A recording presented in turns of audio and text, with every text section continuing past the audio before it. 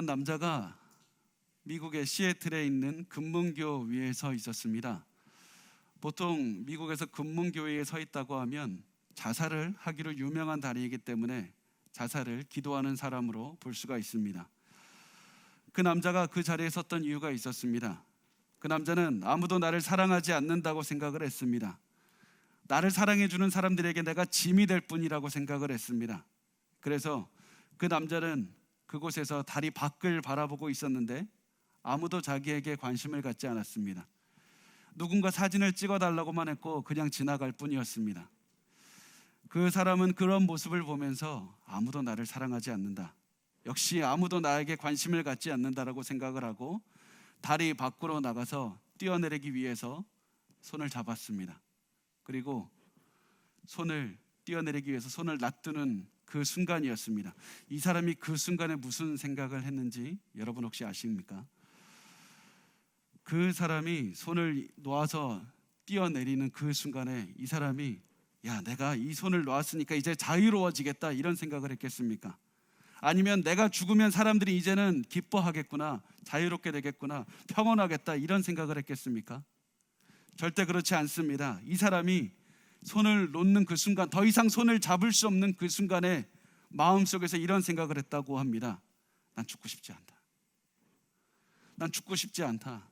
그런데 너무나도 큰 후회가 들면서 드는 생각이, 죽고 싶지 않은데 내가 죽고 싶지 않았다는 이 사실을 아무도 모를 거다, 이런 마음으로 25층 높이의 그 건물의 25층 높이에서 이 다리에서 뛰어내리며 이 사람은 바닷속으로, 그 강속으로 빠져들어갔습니다.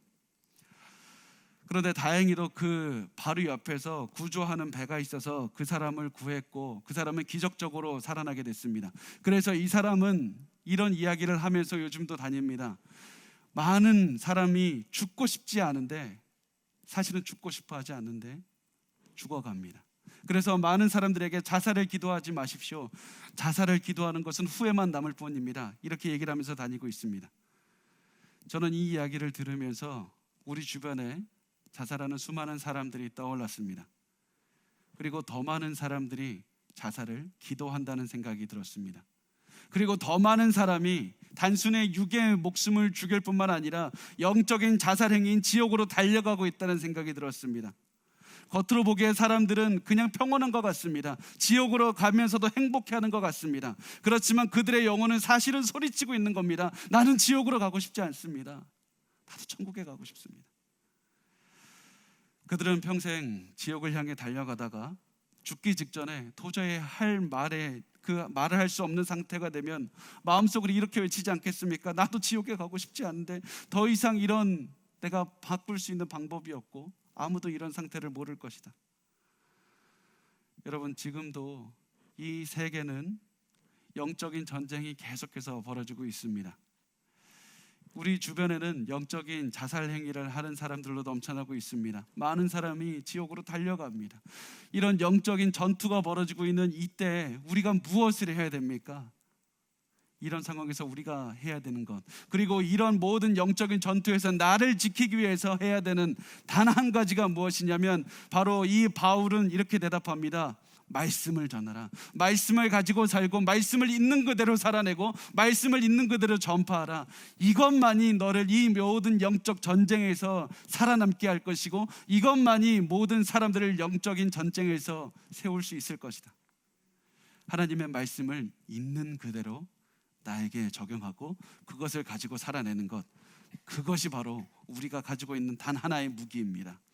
우리 디모데 후서 3장 16절과 17절 말씀을 같이 읽겠습니다. 시작. 모든 성경은 하나님의 감동으로 된 것으로 교훈과 책망과 바르게 함과 의로 교육하기에 유익하니 이는 하나님의 사람으로 온전하게 하며 모든 선한 일을 행할 능력을 갖추게 하려 함이라.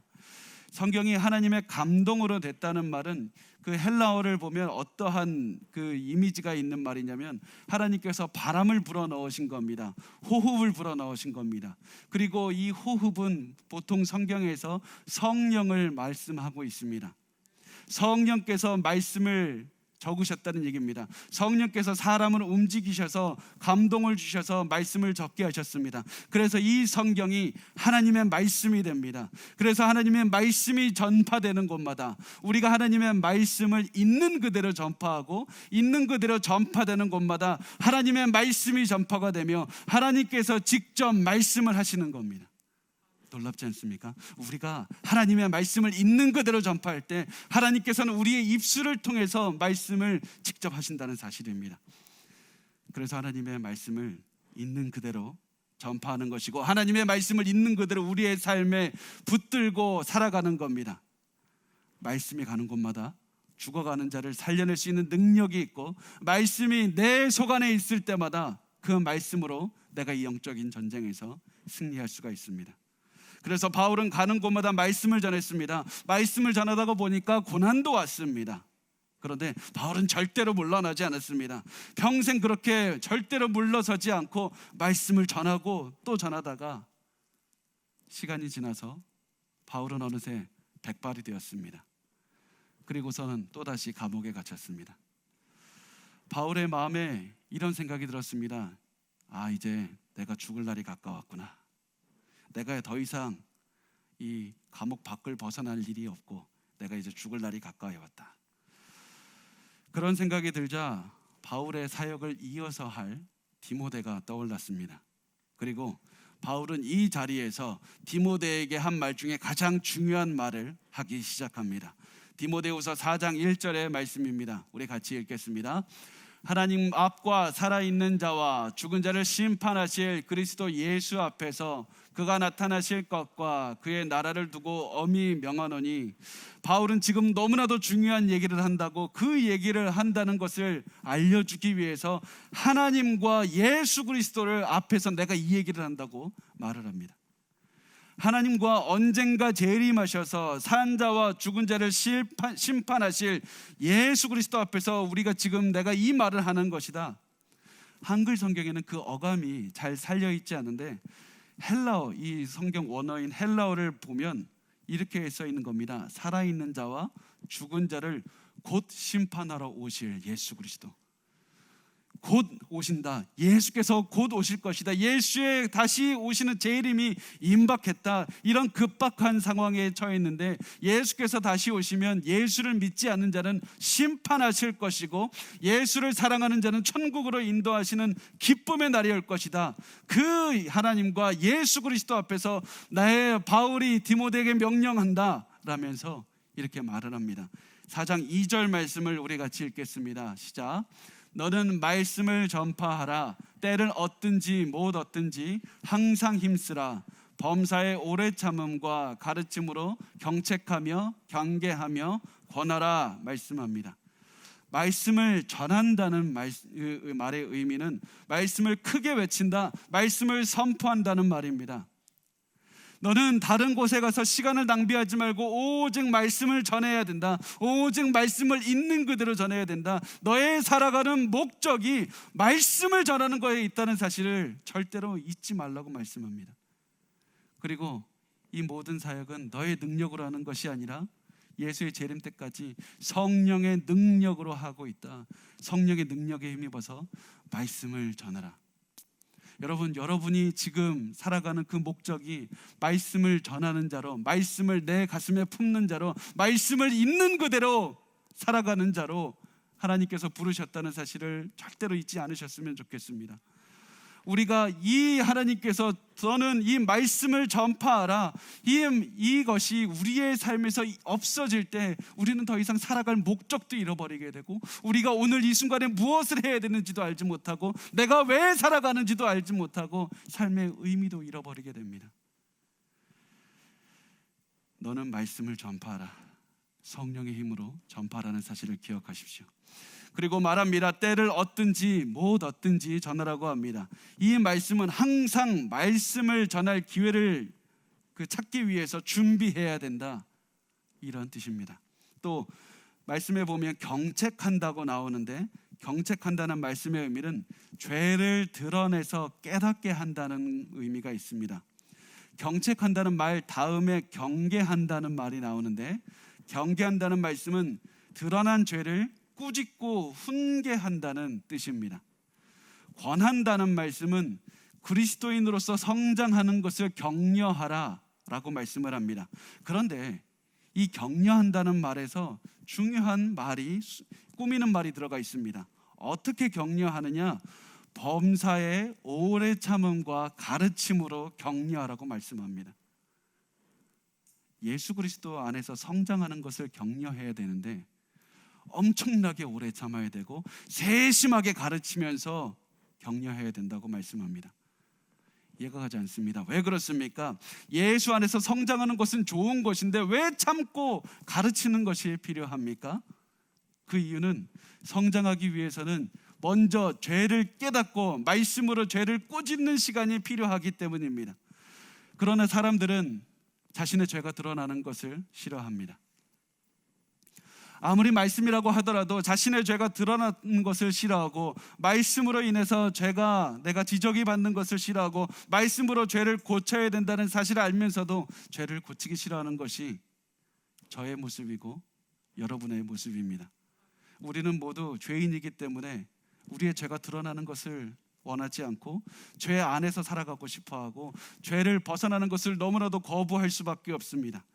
그래서 하나님께서는 복음을 전하는 자들에게 말씀을 전파하되 엄청난 인내와 세심한 가르침으로 해야 된다고 말씀을 하고 있습니다.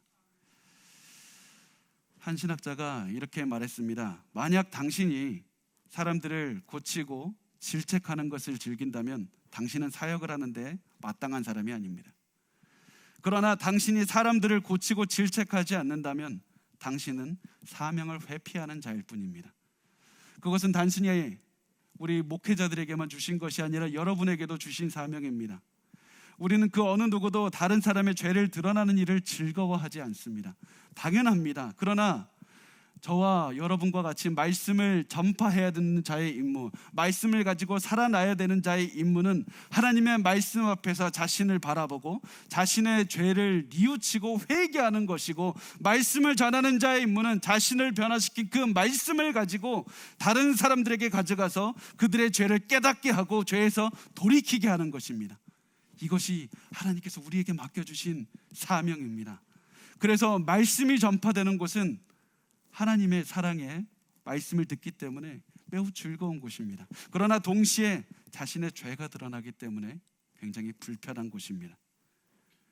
교회는 교회 공동체가 만나서 한 마음 한 뜻으로 하나님께 예배를 드리고 교제를 드리는 곳이기 때문에 이 세상 그 어느 곳보다 가장 편안하고 즐거운 곳입니다.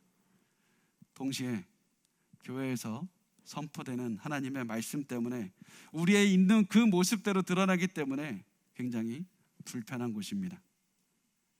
굉장히 불편합니다. 그러나 우리가 죄로 인해 불편함을 느끼는 그 순간 우리는 기뻐하게 됩니다. 왜냐하면 죄를 느끼는 순간 우리 죄를 위해서 죽으신 예수 그리스도를 바라보게 되고, 죄와 싸우게 하시는 성령의 능력을 체험하게 되고, 용기를 가지고 성령께서 세상으로 보내시면서 함께 하시겠다고 하시는 그 약속을 우리가 체험하기 때문입니다. 그래서 말씀을 전하는 자들은 말씀을 있는 그대로 우리의 삶에 적용해야 되고, 말씀을 있는 그대로 전파해야 되며, 모든 사람을 말씀을 앞에서 우리가 돌아보고 서로 격려하며 서로 사랑하며 계속해서 말씀대로 살아가자고 권유할 수 있는 그런 것이 됩니다. 하나님의 말씀만이 우리를 살립니다.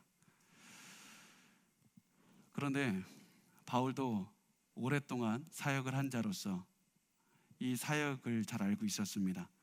사람들은 하나님의 말씀을 들으려고 하지 않을 겁니다. 디모데후서 4장 3절부터 4절까지의 말씀을 우리가 같이 읽겠습니다. 시작.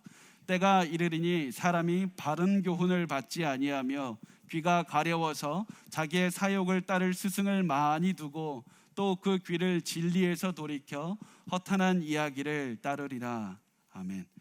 이 말씀의 가장 첫 부분에 굉장히 중요한 단어가 하나가 번역에서 생략이 됐습니다. 그것이 헬라어로는 가라는 단어고 왜냐하면이라고 번역을 하면 됩니다. 바울이 말하는 건 이겁니다. 너가 범사의 오래 참음과 세밀한 가르침으로 말씀을 전해야 되는데 그 이유는 왜냐하면 때가 이를 것이기 때문이라. 이 때가 언제입니까? 사람들이 올바른 가르침, 올바른 교리를 듣고 싶어하지 않는 때가 온다는 겁니다. 올바른 교리를 듣고 싶어하지 않고 올바른 말을 전파하는 사람도 거부하게 될 것이다. 그렇지만 그런 스승은 버리고 사람들은 귀가 가려워서 자기의 사욕을 따를 스승을 많이 둘 것이다. 자기에게 올바른 가르침을 주는 스승을 거부하고 자신의 귀를 가르쳐주는 스승을 많이 쌓아둘 것이다. 여기서 귀를 긁어준다는 말의 의미는 새로운 가르침, 눈을 번뜩이게 하는 것, 내 마음을 혹하게 하는 그런 가르침을 알려주는 것을 말씀합니다. 새로운 지식을 말해서 내 마음을 만족시켜주는 선생을 많이 모을 것이고 그 말만 들으려고 할 것이다. 그리고 사람들은 진리와 진리를 말하는 자로부터 귀를 돌려서 허탄한 이야기를 들을 것이라고 말씀합니다. 여기서 허탄한 이야기라고 번역한 헬라어는 무토스라는 단어입니다. 무토스는 영어로 하면 미스라는 단어고 미신, 신화라는 단어가 뜻이 됩니다. 결국 말하고 싶은 것은 허탄한 이야기는 실제 있었는지 없었는지도 알 수 없는 그런 상관없는 이야기라는 겁니다. 자기에게 좋은 말을 해주는 많은 사람을 두고 그것에 그날의 기분에 따라 자기에게 맞는 말을 해주는 사람을 찾아 나서는 겁니다. 이것이 현재 많은 사람들의 모습이 아닙니까? 많은 사람들이 안타까운 것은 성경이 사실인지 아닌지는 중요하게 생각하지 않습니다. 다만 내가 이 성경을 통해서 얼마나 동기부여를 할 수 있을 것인가, 내가 얼마나 살아가는 데 힘을 얻는 것인가, 그것만이 중요하게 된 현실을 우리가 볼 때 참 가슴이 아픕니다. 여러분, 그러나 우리가 단순히 성경을 이용해서 내가 힘을 얻고 성경을 이용해서 내가 동기부여가 되는 것이 중요한 것이 아닙니다. 거기에는 진정한 생명이 없습니다. 진정한 생명은 허탄한 말에 있는 것이 아니라 진정한 진리인 하나님의 말씀에 있다는 사실입니다. 사람들은 이렇게 말할 겁니다. 요즘 그런 허탄한 말을 하는 사람이 어디에 있습니까? 누가 그런 얘기를 따르다닙니까? 미국에 한 교회가 있습니다. 한 교회가 17,000평짜리 미식축구 경기장을 약 1,600억을 들여서 리모델링을 했습니다. 그리고 거기서 예배를 드리는데 한 주에만 5만 2천 명의 사람들이 모여서 예배를 드립니다. 저도 그 영상을 봤습니다. 굉장히 뜨겁습니다. 굉장히 뜨겁고 목사님도 굉장히 감동적인 이야기를 많이 해주십니다. 그런데 제가 이 예배를 보면서 굉장히 중요한 특징 하나를 보게 되었습니다. 그 교회는 아무도 회개에 대해서 말씀하지 않습니다. 아무도 하나님 앞에서 자복하고 회개하라고 말하지 않습니다. 이 교회 담임 목사님은 굉장히 유명한 사람입니다. 그런데 무엇으로 유명하냐면 내가 조금 더 그 긍정적인 생각을 하면 다 잘 됩니다. 내가 행복한 것이 다 하나님한테 좋은 겁니다. 내가 하나님께서 예수께서 십자가에 죽으신 이유는 내가 성공하고 내가 돈 많이 벌고 내가 건강하기 위해서 죽으신 겁니다. 내가 성공하기 위해 십자가에서 죽으셨다고 이렇게 말씀합니다. 예수밖에 구원이 있습니까? 물어보면 나도 모릅니다. 있는지 없는지 나도 모르지만 그냥 긍정적인 생각을 하면 도움이 됩니다. 그러면서 굉장히 감동이 있는 그런 설교를 합니다. 그리고 수많은 그 5만 2천 명의 사람들은 다 그 감동적인 이야기를 나누면서 기뻐하며 눈물을 흘리며 집으로 돌아갑니다. 사실 저는 이들이 예배를 드리는 모습을 볼 때마다 굉장히 가슴이 아픕니다. 가슴이 찢어지는 것 같습니다. 그러고서는 저 자신을 바라보게 됩니다. 나는 어떤 교회의 모습을 생각하고 있는가? 내가 하나님 앞에 섰을 때 하나님, 나는 초대형 교회 목사였고 우리 교회 5만 2천 명이 왔습니다. 사람들이 내 설교를 듣고 다 감동받았습니다. 이렇게 얘기를 하고 싶은 것일까? 절대 그럴 수 없습니다.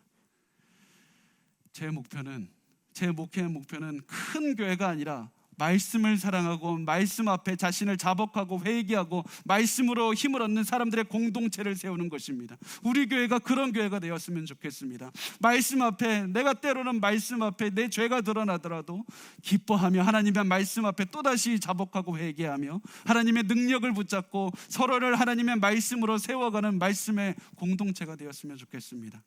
왜냐하면 그것은 단순하게 우리에게 있어도 되고 없어도 되는 옵션이 아니라 우리가 이 세상을 살아날 수 있는 단 하나의 방법이기 때문입니다. 말씀이 아니면 우리에게 희망이 없습니다. 말씀이 아니면 여러분의 가정에도 희망이 없습니다. 말씀이 아니면 우리 교회에도 희망이 없고 말씀이 아니면 이 나라에도 희망이 없습니다. 그래서 제가 몇 주 전부터 계속 제 귀에 맴도는 말씀을 나누고 싶은데요, 몇 주 전부터 계속해서 귀에서 사라지지 않아서 지난 금요일에도 나누었는데 그 이후로도 계속 사라지지 않고 제 귀에서 맴돌고 있는 말씀입니다. 다른 목사님의 설교인데 그것이 뉴욕의 타임스퀘어 처치라는 그런 교회가 있는데 거기서 시무하셨던 카터 콜론이라는 목사님이 있습니다. 이 목사님께서 미국의 9.11 사건이 일어났을 때 그 높은 빌딩이 다 무너져 내려가고 있지 않았습니까?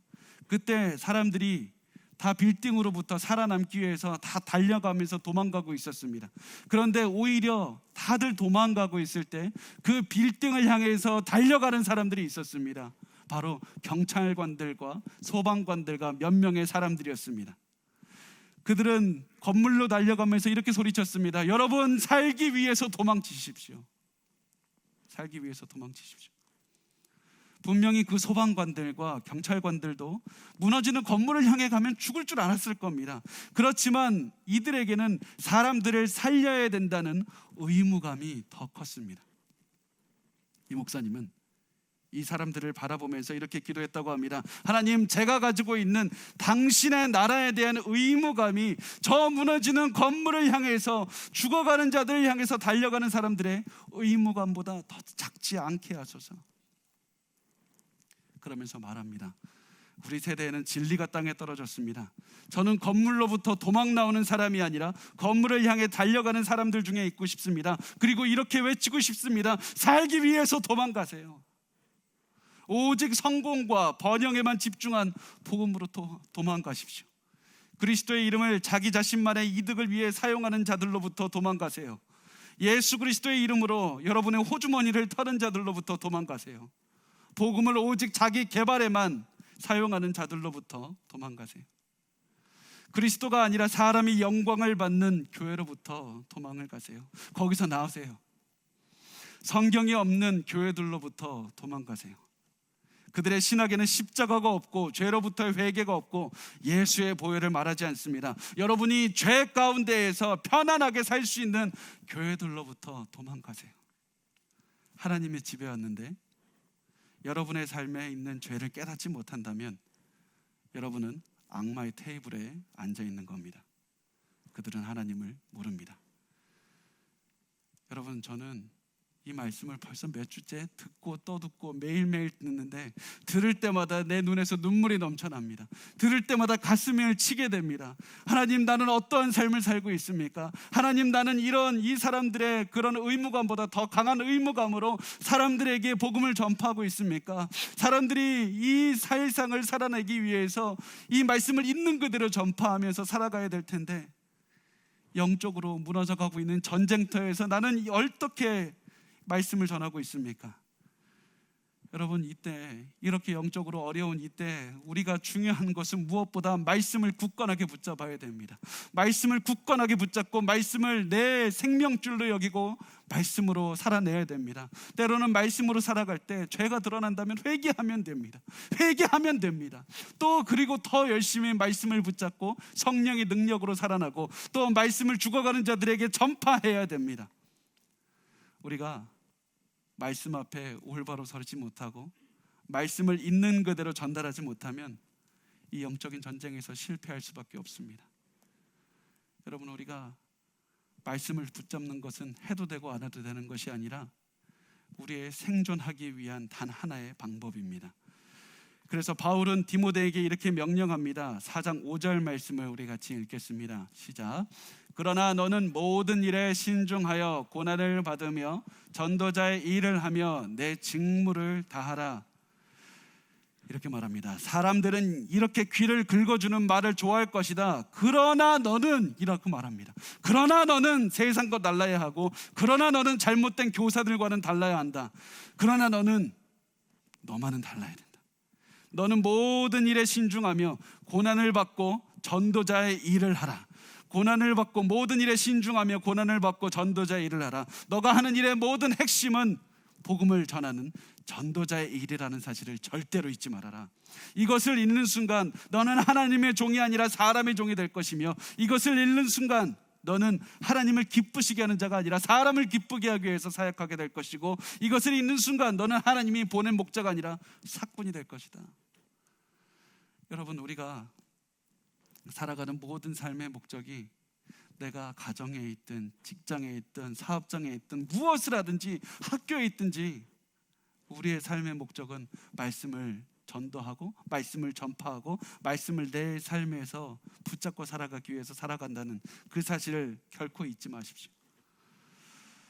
영국 출신의 한 목사님, 엘리스터 맥이라는 목사님이 있습니다. 이분이 굉장히 많은 목사님들을 모으고 디모데후서 4장 말씀에 대해서 말씀을 하시면서 이 말씀이 계속해서 자기 인생의 기준점이 되어가고 있다고 말씀하시면서 이렇게 나눴습니다. 저는 월요일에 일어나서 이렇게 말합니다. 이제 무엇을 할까? 그러면 저는 이렇게 대답합니다. 모든 일에 신중하고 고난을 받으며 전도자의 일을 하며 내 직무를 다해야 한다. 누군가 나를 칭찬해 주어서 기분이 좋아지면 저는 이렇게 질문합니다. 자, 이제 내가 무엇을 해야 될까? 그러면 제 대답은 모든 일에 신중하고 고난을 받으며 전도자의 일을 하며 내 직무를 다해야 한다. 인생의 파도가 쳐서 정말 도망가고 싶을 때 이렇게 묻습니다. 이제 나는 무엇을 해야 되는가? 그러면 이렇게 대답합니다. 단지 모든 일에 신중하고 고난을 받으며 전도자의 일을 하며 너의 직무를 다하기만 하라. 이것이 너에게 맡겨진 사명이다. 여러분은 오늘 어떠한 삶을 살고 있습니까? 우리에게 고난이 왔을 때에도, 즐거울 때에도, 사람이 배신할 때에도, 건강에 이상이 왔을 때에도, 기뻐할 때에도, 돈을 많이 벌었을 때에도 항상 우리가 기억해야 되는 것은 모든 일에 신중하고 고난을 받으며 전도자의 일을 하며 직무를 다하라. 이거밖에 없습니다. 여러분, 이것이 저에게 맡겨진 사명이고 여러분 한 분 한 분에게 맡겨진 사명입니다. 우리는 그것만 하면 됩니다. 제가 이 말씀을 보면서 디모데에게 바울이 여기까지 편지를 쓰다가 잠시 숨을 골랐던 것 같습니다. 아마 갑자기 주제가 이제 바뀌게 되는데 그것을 한번 생각을 해보면 숨을 고르면서 아마 자기 자신을 돌아보지 않았을까 싶습니다. 자기 자신이 이렇게 너는 전도자로서의 사명을 감당하라 이렇게 쓰고 나서 자신의 주변을 둘러봤는데 자신은 지금 로마의 감옥 안에 갇혀 있습니다. 죽을 날만 기다리고 있습니다. 원래 바울은 좋은 집안에 태어나서 남들의 인정을 받는 사람이었습니다. 그런데 이 사람은 예수를 따라 헌신한 뒤로는 인정받는 삶은 살지 못했습니다. 그 뒤로는 그렇게 돈도 많이 없었고 변변한 옷도 없어서 아마 추위에 떨고 있었던 것 같습니다. 자신이 사랑하던 친구들은 이제 곁에 없습니다. 한때 자신을 따르던 사람도 떠나갔습니다. 간수들은 바울을 비난하고 경멸했을 수도 있고 평소 바울을 미워하던 사람들은 바울을 보고 비웃고 있었을 겁니다. 감옥에서 죽어가는 저 바울을 보라. 저 모습이 하나님이 과연 바울을 사랑했는지 그것을 한번 보라. 아마 그렇게 말하면서 있었을 겁니다. 이 모든 것들이 바울의 머릿속을 지나가고 있을 때 바울이 무엇을 봤을까? 감옥에서 창문을 보지 않았을까요? 밤하늘을 보지 않았을까? 그런 생각을 해봅니다. 밤하늘에 빛나는 별들을 보면서 새벽별 되시는 예수 그리스도, 내가 지금까지 따라왔던 예수 그리스도, 내 목숨을 걸고 따라왔던 예수 그리스도, 그 예수를 떠올렸을 겁니다. 그래서 예수를 생각하는 바울은 다시 한번 힘을 얻어서 이제는 디모데에게 자신에 관한 이야기를 하기 시작합니다. 디모데후서 4장 6절 말씀을 같이 읽겠습니다. 시작. 전제와 같이 내가 벌써 부어지고 나의 떠날 시각이 가까웠도다. 여기에도 문장의 제일 앞에 한 단어가 생략이 되어 있습니다. 헬라어로 가라는 단어고 한국어로는 왜냐하면. 너가 왜 이렇게 복음을 증거해야 되냐면 이제는 내가 곧 죽을 것이기 때문이다. 내가 곧 죽을 것이라는 말을 전제와 같이 내가 부어진다고 표현을 했습니다. 전제라는 말은 영어로 하면 드링크 오퍼링, 그러니까 이게 무슨 얘기냐면 제사를 드릴 때 제단 아래에 포도주를 부었습니다. 그래서 바울이 마치 내 인생을 포도주처럼 제단에 부은 인생이었다. 내가 다메섹에서 예수를 만난 그 순간부터 나는 내 재산도 부었고 내 건강도 부었고 내 정신과 내 열정과 내 꿈도 다 예수님께 드렸다. 그리고 이제 남은 마지막 내 호흡까지도 예수님께 부어드릴 것이다. 그런데 우리는 보통 이 말씀을 생각할 때 바울이 굉장히 낙담한 모습으로, 침울한 모습으로, 모든 것을 체념한 모습으로 생각하지만 절대 그렇지 않았습니다. 바울은 굉장히 눈빛에 빛이 가득했을 겁니다. 얼굴에 환한 빛이 있었을 겁니다. 지금까지 승리한 자만이 누릴 수 있는 그런 용기와 기계가 있었을 겁니다. 왜냐하면 이제 조금만 있으면 바울이 그렇게나 바라고 그렇게나 사랑하던 예수님과 함께 있을 수 있기 때문입니다. 나는 곧 예수님과 함께 있을 것이고 지금까지 이 땅에서 누렸던 그 어떠한 영광보다 더 많은 영광을 누리는 그날이 다가올 것이다. 이제 내가 떠날 시간이 가까이 왔다. 그러면서 바울은 자신의 과거를 돌아보면서 말을 합니다. 7절 말씀을 같이 읽겠습니다. 시작. 나는 선한 싸움을 싸우고 나의 달려갈 길을 마치고 믿음을 지켰으니. 내 인생을 돌아보니까 나 지금까지 선한 싸움을 했다고 말합니다. 이때의 싸움은 전쟁이 아니라 운동 경기를 뜻합니다. 경쟁을 했다는 겁니다. 바울은 이 믿음을 지키기 위한 시합을 했습니다. 그렇지만 이 시합에서, 이 치열한 싸움에서 예수 그리스도만 바라보면서 예수에 대한 믿음을 지키기 위해서 이 싸움을 싸웠다. 그래서 나의 달려갈 길을 다 마쳤다는 것은 하나님께서 나에게 맡겨주신 달리기 코스를 다 완주했다는 뜻입니다. 하나님께서 바울에게 맡겨준 인생의 달리기 코스를 다 완주했다. 여러분, 우리가 보면 하나님께서 우리 각자에게 맡겨주신 달리기 코스가 있습니다. 근데 그 코스는 다 다릅니다. 어떤 사람에게는 더 직선이 많고 어떤 사람은 더 구불구불하고 어떤 사람의 코스는 오르막길이 더 많고 어떤 사람의 달리기 코스는 내리막길이 더 많습니다. 우리는 왜 우리 신앙의 코스가, 우리 인생의 코스가 그렇게 생겼는지 알지 못합니다. 그러나 우리가 아는 전부는 하나님께서 각 사람에게 그 코스를 완주하게 맡겨주셨다는 것과 그리고 우리에게 맡겨진 그 코스는 남이 달려줄 수 없다는 사실입니다. 그 코스는 나만이 달릴 수가 있습니다. 여러분, 지금 여러분은 그 하나님께서 맡겨주신 그 달리기 코스를 어떻게 달리고 계십니까? 혹시 이탈하진 않았습니까? 주저앉진 않았습니까? 여러분, 그 코스를 달리는 것은 결코 쉽지 않을 겁니다. 그것은 저도 압니다. 그리고 누구보다도 바울이 잘 알았습니다. 왜냐하면 바울의 인생 코스, 신앙의 코스가 결코 쉽지 않았기 때문입니다. 그런데 바울이 이 달리기를 완주할 수 있었던 이유가 무엇이냐면 그 코스를 완주하기로 작정을 했기 때문입니다. 사도행전 20장 24절 말씀을 같이 읽겠습니다. 시작.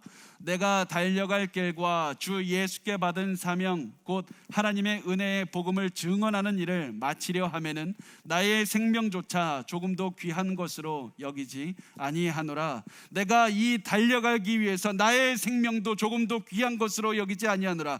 이 달려갈 길을 완주하기 위해서 나는 모든 것을 바치고 달려가겠다. 이런 굳은 결심만이 바울이 이 달리기 경주를 완주할 수 있게, 성공적으로 완주할 수 있게 만든 힘이었고, 그리고 우리가 이 결심을 가질 때만이 이 우리의 신앙의 달리기 경주를 성공적으로 마칠 수가 있습니다.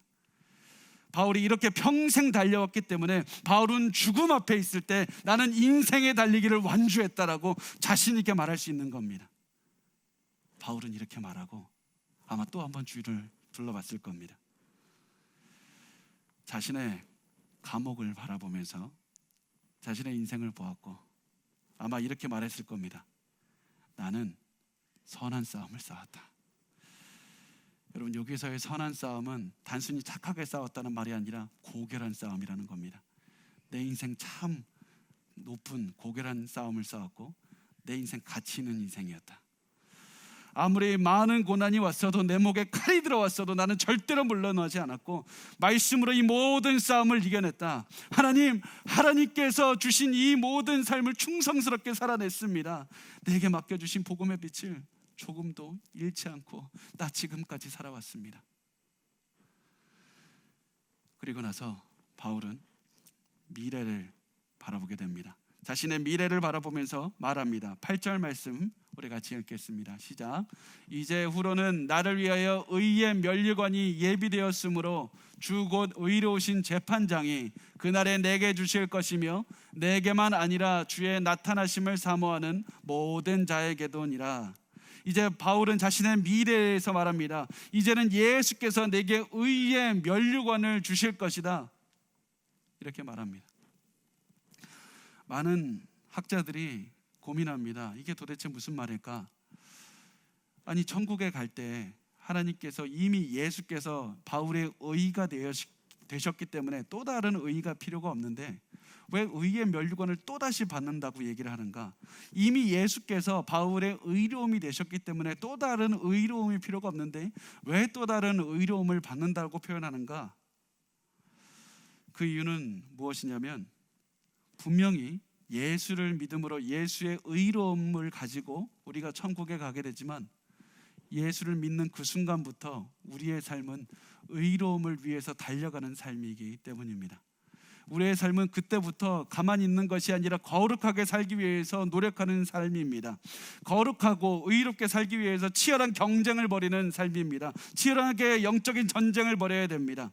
그래서 바울이 하나님 앞에서 거룩하게 살려고 최선을 다하면서 노력했기 때문에 예수님은 그 모습을 보시고 바울에게 의의 면류관을 씌워주실 것이라고 말씀을 하고 있습니다. 그리고 바울은 굉장히 중요한 말을 합니다. 이 면류관은 나만 받을 것이 아니라 예수 그리스도를 사랑하는 모든 자가 함께 받을 것이다. 여러분, 그 의의 면류관을 사모하셨으면 좋겠습니다. 사실 오늘의 말씀처럼 이렇게 말씀을 준비하면서 저 스스로도 이렇게 많이 울어본 적이 없는 그런 말씀이었습니다. 그래서 너무 감사했습니다. 말씀을 준비하면서 너무 감사했습니다. 제가 이 말씀을 준비하면서 저도 스스로 돌아보면서 결심했던 것이 하나님께서 내게 맡겨주신 사명이 바로 말씀을 있는 그대로 내 삶에 적용하는 삶이고 말씀을 있는 그대로 전달하는 사명이고 이 말씀을 전달하는 사명을 여러분에게도 주셨다는 사실을 기억하시기 바랍니다. 이 의로운 면류관을 주의 나타나심을 사모하는 모든 자에게도 주실 것이다. 이 의로운 면류관을 받는 단 하나의 방법은 우리가 매일 말씀 앞에서 우리 자신을 돌아보고 회개할 것이 있으면 회개하고 말씀을 전달하고 있는 그대로 말씀을 전달하며 살아가는 것입니다. 왜냐하면 이 말씀만이 우리의 소망이기 때문입니다. 여러분, 세상으로 나갈 때 두려워하지 마십시오. 교회는 절대로 두려워하면 안 됩니다. 교회는 하나님의 말씀이 있기 때문에 하나님의 말씀만 붙잡고 있으면 하나님의 공동체 교회는 절대로 두려워하지 않습니다. 성령과 동행하면 절대로 두려워하지 않습니다. 그리고 말씀을 가지고 바울이 디모데를 세우고 바울이 떠난 뒤에도 디모데, 디도와 같은 사람들이 바울의 사역을 계속하면서 이어갔듯이 우리 교회가 우리 하나님을 믿는 사람들이 말씀을 가지고 살아가는 사람들이 하나님의 말씀을 가지고 살아가다가 말씀을 있는 그대로 전파하며 우리의 다음 세대, 자녀 세대에도 말씀을 전파하면 우리가 떠난 뒤에도 우리의 자녀 세대, 우리의 다른 세대들은 하나님의 말씀을 가지고 또다시 살아내면서 하나님의 능력을 가지고 세상에서 전파하며 살아낼 것입니다. 여러분, 말씀을 붙잡고 있는 한 교회는 절대로 패배하지 않습니다. 말씀을 붙잡고 있는 한 반드시 우리는 승리하게 됩니다. 우리 말씀을 붙잡고 우리 인생의 달리기를 계속했으면 좋겠습니다. 우리 이 말씀만 붙잡고 이 인생의 달리기를 끝까지 달려갔으면 좋겠습니다. 이 달리기를 완주하셨으면 좋겠습니다. 그리고 언젠가 시간이 지나서 우리 다 천국에서 만나서 오늘 하루를 돌아보면서 그날 너무 힘들었지만 우리가 다시 한번 말씀을 붙잡고 우리가 이 인생의 신앙의 달리기를 완주할 수 있었다고 서로 그렇게 고백하면서 기뻐하면서 예배를 드릴 수 있는 그날이 반드시 왔으면 좋겠습니다. 우리 그날을 바라보면서 말씀을 잡고 말씀을 전파하면서 살아내셨으면 좋겠습니다.